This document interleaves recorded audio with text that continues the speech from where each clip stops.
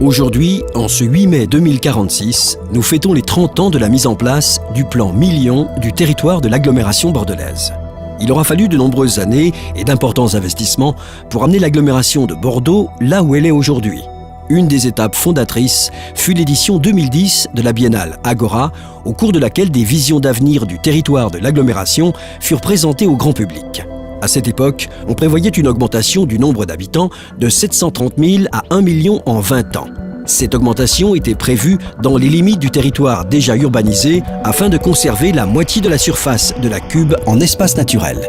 Mais pour atteindre cet objectif et devenir une métropole millionnaire de qualité, il était nécessaire de résoudre certains grands problèmes. L'éloignement des emplois et leurs difficultés d'accès, l'isolement géographique du campus, la dégradation des locaux et la sous-occupation du site, l'éloignement des grandes implantations commerciales, la difficulté d'accès à la rive droite par un seul passage du tramway et, du fait de ce grand éloignement, des embouteillages légendaires sur la rocade.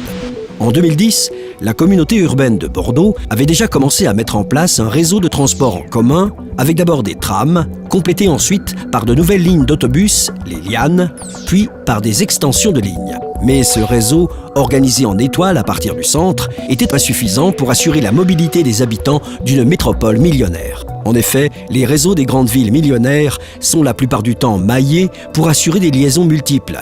En 2016, fut donc mis en place le plan Million, afin de régler dans les plus brefs délais tous ces problèmes. La priorité numéro 1 de ce plan était la mobilité. La première mesure du plan Million fut la mise en place d'une boucle du tram-train de la gare de Ravzy à la gare Saint-Jean, offrant pour la première fois une liaison circulaire très rapide permettant de se déplacer dans l'agglomération sans passer par le centre. Rive gauche sur les voies ferrées existantes, cette boucle fut prolongée rive droite en passant par les deux nouveaux ponts Bacalan et Jean-Jacques Bosc.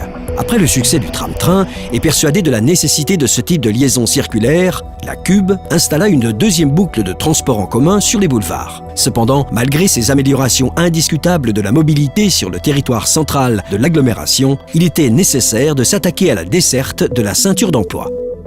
C'est alors qu'émergea la grande idée du Rock Express, qui nous paraît si naturel aujourd'hui. À l'époque, il semblait futuriste d'imaginer un mode de transport ultra rapide, construit en viaduc sur la rocade routière. Rock Express permit de compléter le maillage de l'agglomération et de changer les habitudes de transport des habitants qui délaissèrent les voitures pour se précipiter dans ces sortes de TGV urbains. On pouvait enfin bouger dans l'agglomération rapidement, facilement, en divisant le temps de trajet par deux. Les points de croisement de ce maillage devinrent alors des lieux stratégiques, non seulement du transport, mais aussi de la vie quotidienne. Cette transformation se fit naturellement, car ces lieux d'échange étaient les endroits où passaient quotidiennement tous les habitants. Et c'est donc là que s'installèrent les services et les commerces dont ils avaient besoin. V-Cube, voitures à la demande, commerce de bouche, centres de soins, piscines, halles de transport vinrent progressivement s'agglomérer sur ces nouveaux centres de vie. Les vieux centres commerciaux des années 2010, les usines désaffectées, furent aménagés en loft pour le plus grand confort des habitants. C'est de cette époque que date le développement de lieux emblématiques de la métropole, où aiment se retrouver les habitants. Le pôle d'échange de l'hippodrome, entre le tram et le tram-train, autour de sa promenade sportive. Le quartier autour de la gare Ravzy, avec ses terrasses publiques et sa vue sur le lac.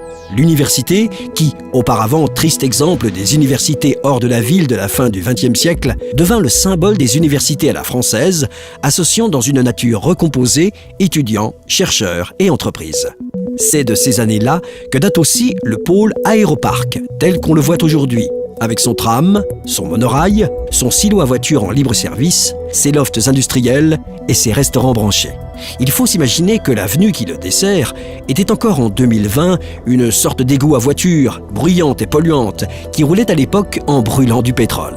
Rock Express permit aussi enfin d'irriguer la partie de la rive droite au-delà des coteaux et d'atteindre le pôle Floirac-Dravemont en quelques minutes depuis Saint-Jean. Ce nouveau maillage changea donc totalement la relation entre les deux rives de la Garonne. Bordeaux se réorganisa autour de son fleuve pour en faire une sorte de grand bassin central de l'agglomération. Au nord, le quartier des Bassins à flot fut aménagé entre 2010 et 2025, avec la grande salle de musique dans l'ancienne base sous-marine, qui mit 10 ans à asseoir la réputation européenne qu'on lui connaît aujourd'hui. Grâce au pont Bacalan, ce quartier put se prolonger de l'autre côté de la Garonne par une tête de pont emblématique de la Renaissance de la rive droite, ménageant des vues vers le sud qui firent découvrir aux habitants la splendide silhouette de la ville historique. Au sud, la transformation de la gare Saint-Jean pour la mise en place de 3 lignes de TGV vers Paris, Toulouse et Bilbao sonna en 2015 le démarrage du centre d'affaires Euratlantique dont on ne se doutait pas encore qu'il deviendrait la plaque tournante du négoce agroalimentaire mondial. Pour compléter ce dispositif, l'agglomération fit un véritable pari, celui d'habiter les berges de la Garonne par nos fameuses estacades. Les premiers preneurs de ces habitations, restaurants, ateliers constitués ainsi au bord de l'eau, eurent du flair, car les prix de ces surfaces prestigieuses s'enflammèrent.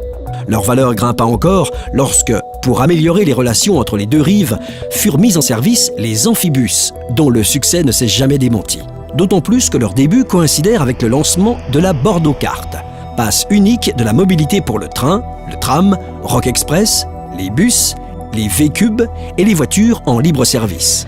On parle aujourd'hui de permettre son utilisation pour l'achat de produits locaux et de billets de spectacle. Que ce soit au niveau des mobilités, des équipements ou services les accompagnant, le plan Million de 2016 a considérablement modifié et amélioré la vie quotidienne des habitants du territoire bordelais. On n'imagine pas aujourd'hui à quel point certaines décisions prises il y a 30 ans ont permis l'épanouissement de nos concitoyens. Retour en studio. Pour plus d'informations sur l'évolution des temps de la mobilité de 2010 à nos jours, veuillez consulter notre application Flash, disponible dans la pièce d'à côté ou chez vous sur le site www.bordeauxplanmillion.fr.